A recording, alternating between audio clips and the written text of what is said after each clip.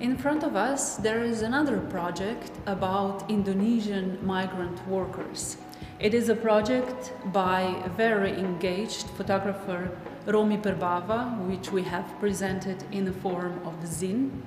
He is dedicated to long-term documentary projects focusing on children, which is a topic that deeply concerns him. The story talks about the Community Learning Center, set in Keningau in Malaysia, where several people adapted their houses and barns to transform them into dormitories and improvised classrooms for Indonesian, often undocumented, migrant workers' children. It is a self-organized community of migrant laborers who facilitate education for their children despite the lack of technology, resources, yet with abundance of humanity.